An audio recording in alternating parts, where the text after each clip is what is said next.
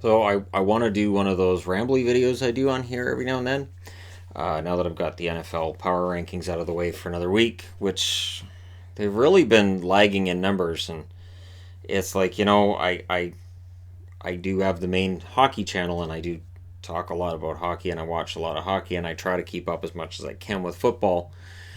And so I'm debating about whether or not I'd even bother doing the football thing next year, or if there's something else I could do. Like for instance, even with like baseball, I was talking to my wife the other day, and she's like, "No, we don't have time." And I said, "Well, if I just report on pitching, because I don't really care about home runs or stolen bases. All I care about is pitching. So if I did like a pitching report once a night, where just I talked about like five outstanding pitching performances of the night, something like that, right? So again, and during the summer that might be kind of fun when I have time, because there's no hockey on during the summer. But again, I'm still producing videos on that channel during the summer, so it's iffy. I also thought it was interesting yesterday too. There were a lot of comments being made about my weight loss in a video that I did where I wasn't wearing a big oversized jersey. Well, people who regularly watch this channel are well aware I've lost a lot of weight. I think part of what it was as well is a lot of people who don't normally watch my videos were coming in. Oh, I haven't watched your videos in months. Looks like you've lost weight. Yes. It's still at around 35 pounds. I'm happy with that. I'm not obsessing on going down much further than that. I think if I can lose another 5 or 10, I'll be really happy with it. But I'm not. I'm not overly concerned. I'm not obsessing on it. I'm still doing this every day for about 45 minutes. The thing that I find funny though is that I've lost all this weight. When I started losing the weight, I had people telling me, "Well, don't do that. That's not going to work." Well, make sure you don't do this. If you do this, you're not going to lose any weight. And I've paid attention to almost no advice because I know what's worked for me in the past. I've not to the extent that I've had to do it this time, but I've lost weight before, and I know what works for me. One thing is, for instance, is that when I was in school, I was the wiry kid that did long distance running. So when I see people saying, "Well, you need to do all kinds of strength training and weightlifting and all," I'm like, I'm not built for that. I'm not built like I never was. I was always just basically just a breastplate and spindly arms. That was me in high school. That was me my whole life, mostly. Even when I worked manual labor jobs, I never got ripped or anything. It's not a thing.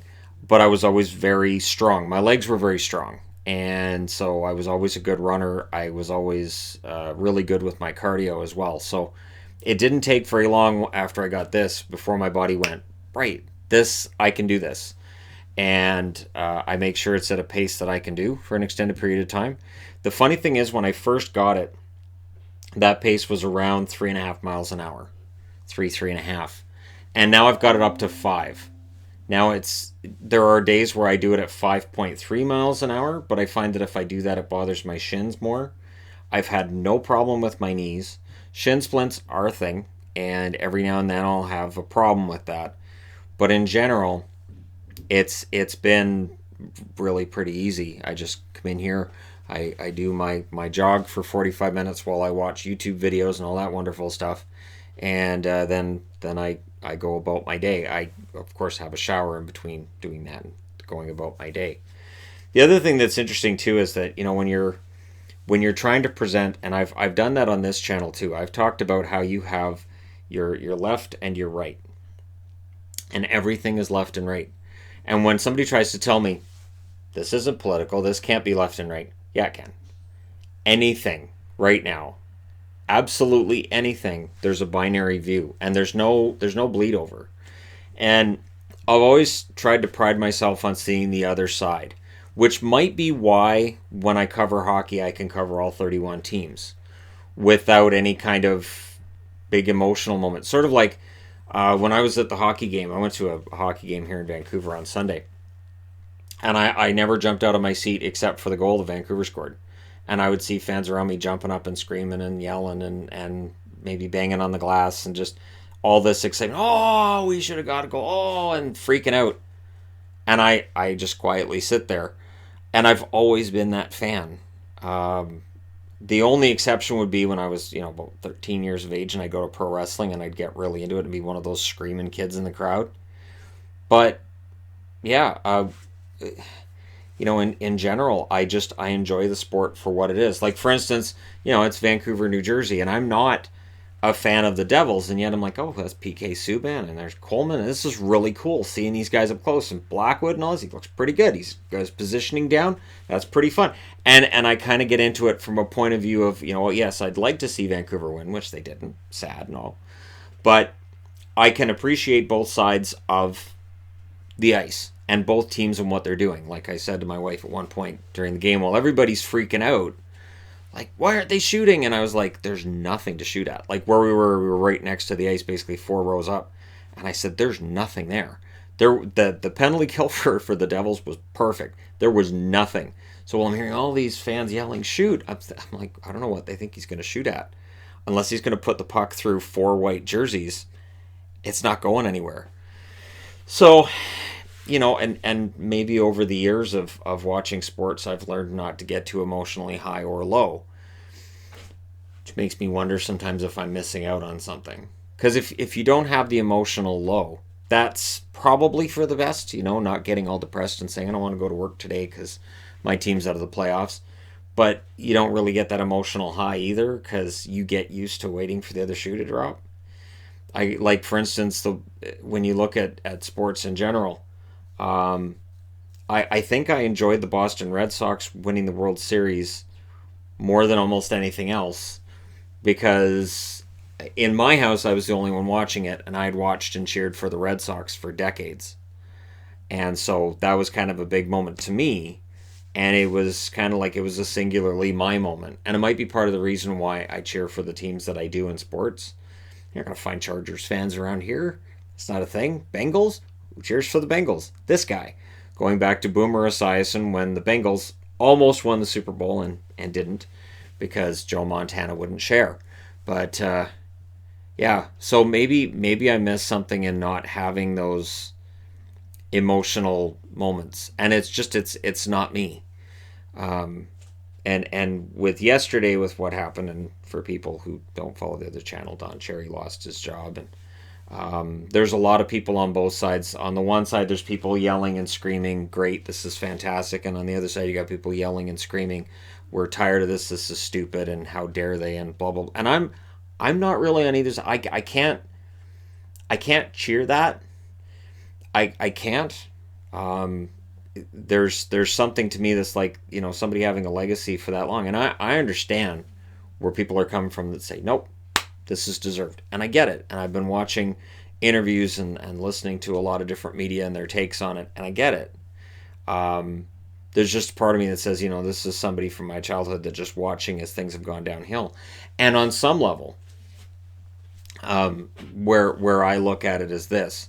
There is a time to tell almost anybody in sports as a whether you're a host of something, whether you're the coach, whatever, there's a point in time where somebody has to sit them down and go, we're letting you go.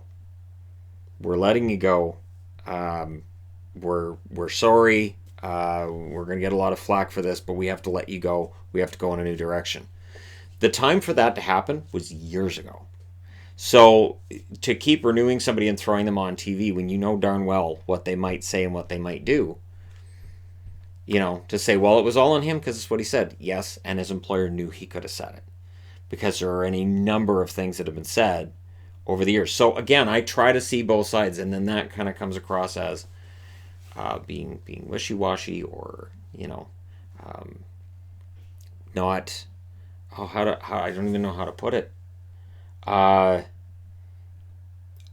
seen and heard horrible things over my lifetime from people who might be perfectly fine people other than that. And so I try to see the good in people, and sometimes that's tough. There are times where I'll just turn around and go, well, that guy's a prick. He's a complete prick. I tried.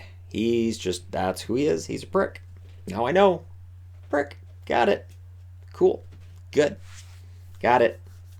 But in most cases, if you sit down and have a conversation with somebody, you can find common ground, and that's where we're lacking right now. And as a YouTuber, I see that. And there were also people saying, "Oh, cancel culture isn't real." Sure, it is. James Charles got accused of what he got accused of a few months ago, and he lost 1.5 million subscribers in 48 hours over an accusation that when he showed his receipts from his phone, when he showed the actual conversations on his phone, proved that didn't happen in the way they described it. So everybody came back, and I see that where it's an accusation comes out and everybody goes, "That's it, screw this guy, he's finished," and then that person defends themselves and they go, "Oh wait, no, never mind, everything's fine." And so it's there, and it's part of the reason why YouTube has made it so that you can't see exact subscriber counts. Part of the reason is because people will do that. They will say, "Hey, let's drive that count down. The count is at," and they'll give the exact number. Let's just do that. And so, not giving exact numbers is in part, at least this is the perception. They haven't, to my knowledge, they haven't acknowledged that that's exactly what it is. But it's to get rid of that, the idea that people en masse unsubscribing. And I saw some of that yesterday too, where I saw people going, "That's it, I'm unsubscribing. How dare you talk like this?" And again, seeing kind of both sides and going, okay, let's have a reasonable conversation. The funny thing was, a lot of the people who said "that's it, I'm unsubscribing" are the same people I've been arguing with for a long time, or they're people who I almost never see on the channel and just fight with me anyways. So they'll be, "You hate Toronto." I don't. You hate this player. I don't. But it's the same people like, "That's it, this is the last straw, I'm unsubscribing." Oh, okay, all right, sure. One thing I've always prided myself on with this is being myself. So when I set out, and coming back to the weight loss thing, when I set out to get myself into shape, I admitted it, and I said, "Yep, I'm doing that." And I didn't try to find anywhere to put this that wasn't on the set, because in all honesty, there's nowhere else in the house to put this but the set. Unless we're going to put it upstairs, in which case it would sound like a herd of elephants every time I use it. So being down here, it's quiet, relatively. Uh, and being a YouTuber means that I have to be thinner, because if you're not, then people are gonna say, "Forget this." Then I watch like TSN or Sportsnet or whatever, and I look at guys who are reporters for certain newspapers, and I go, "Well, I can just imagine what people on the internet would say about him if he had a YouTube channel." But that is part and part of the culture that's on YouTube. It is definitely a lot of different people with a lot of different views. But again, when you got people on one side yelling, screaming, and people on the other, and this is why I don't go on Twitter very much at all. There is no actual conversation taking place. There's none. There's no, and again, I think with the internet and in this age that we live, there's this fantastic opportunity for people from all different walks of life to sit down in their own home and talk to somebody else who's in their own home, where they feel, they feel safe, they feel comfortable, they can just relax, and to just sit down and have a rational, reasonable conversation. And it doesn't happen. Generally doesn't happen. And it's too bad, because we used to joke 20 plus years ago about how every single conversation was ASL. It would start with ASL: age, sex, location. And it just gets ridiculous. I kind of long for those days now of ASL. I kind of long for the days of AIM, of Yahoo chat rooms. I kind of miss that. I miss the simplicity of an earlier time. Uh, and yet here we are. So I don't know that there's any solution to it. I know that um, people have a right to their opinion, and that with me having mine, it's going to be more public, because I have a lot of subscribers on the main channel, not as many on this one, but it's still a sizable number. And I just do my best to be as real as possible. But again, I'm always trying to present the balanced middle of the road look, which means that certain people will see that I'm weak. And the funny thing is, I didn't vote conservative and I didn't vote liberal in this election, so Whether I'm being tagged, he's a conservative. I'm not. He's a liberal. Look at him. Nope, I'm not. I don't. Uh, when I look at like just parties in general, I see some good things in almost every party, but I don't see any one that I say that is something I can get behind. That's something I can ascribe to. I really wonder what kind of dog's breakfast we're going to get next year in the U.S. Because again, I don't see anybody on either side that I look at and say that's a true leader right there. That's fantastic. That's fantastic. So again, it's one of those things that you're gonna get kind of. I guess in the States, I'd end up being an independent. Honestly, I'd end up being an independent. I'd be like, yeah, I can't commit to a party that fights with itself, and I can't commit to a party that fights with everybody else. Yeah, that's just it. Either way, um, I can't get behind either. And in the States, there isn't really a third option. Not that there is really in Canada either. You've got other parties, and you've got new ones that could crop up out of this election. And if that happens in Canada, it just muddies everything. We'll never have a majority government again. We'll never have anything decided again. It'll just be just in constant fighting in this country. And if I had an idea for a solution, I would be glad to share it. But again, hopefully we come to a time where we can have a rational discussion again. It would be nice. It'd be really nice to have a rational discussion again.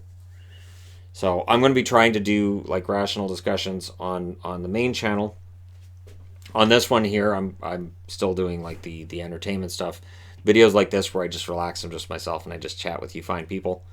And I definitely prefer to keep the personal stuff out of it, whether it's stuff involving my personal life or just the whole belief system kind of thing. It's sort of like when the religion topic comes up too, and people will say, "Well, this is a country of one religion." Well, that's a problem then, because I don't have a religious affiliation either. So, yeah, I haven't been to a church in 17 years since like actually to be at a church service. I've been in a church. My wife goes, I don't, and I have no intention of ever going to a church other than for the occasional potluck or something the kids are doing at her church. I have no intention of going to one. But again, that again is where that difference comes in, and having rational discussions are important. While I'm wearing a ghost shirt, I'm planning on doing my workout as soon as this is posted, so I'm wearing a t-shirt because that's what I wear when I do the workout. I don't wear jerseys. Some people say, what jerseys do you wear for your workouts? Why in the world would I wear a jersey for 50 minutes of jogging on a treadmill? That's why I've got dozens of t-shirts. It's for this. That's ridiculous. Anyways, I guess the question I have is all normal discussion dead? Is the ability to have a rational discussion dead because we're so frenzied about our side that we can't see the other?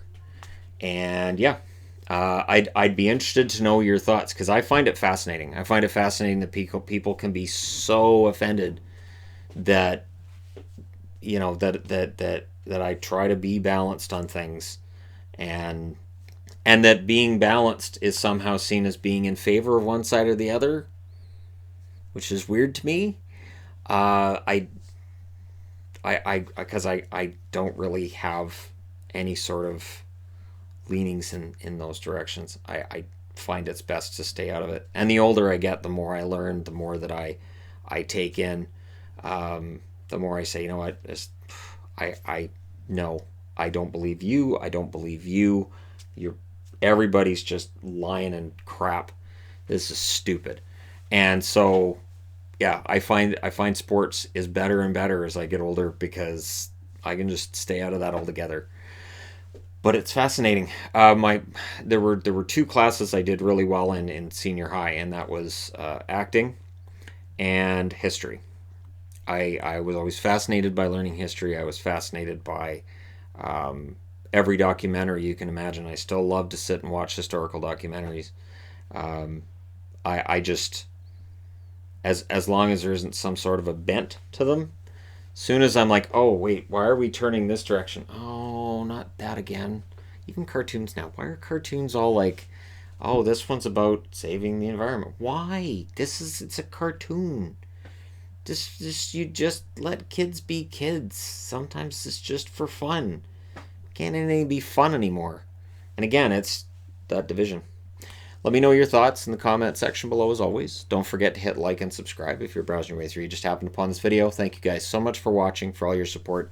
Seriously, it means a lot. The last 24 hours have been kind of challenging for myself, for my wife, and in trying to filter out comments on the main channel and trying to keep everything as hopefully near civil as possible. But again, everybody just screams on their side and there's no discussion. And there needs to be a discussion. And I'll close with this. So somebody comes out and says something stupid, and you go, that's it. That person's fired. Okay, gotcha. But now, where does that belief come from? Why do they feel that way? How many other people agree with that position? Why is that out there? What can we do as a society to, if they're wrong, to make proof that that is an incorrect belief, or if they're right, what can we do to potentially fix an issue that's out there? And that's, again, that's the conversation we don't have. It's just, I don't like you, out of the pool. As long as others like them, we don't care, out. Okay? So for people who have that opinion, they look at that and they go, see, we're right. We're right. And if we admit it, then we're ostracized. And I don't know, like, again, I understand. I get it. But if we're going to sit down and have a rational conversation, it has to start somewhere.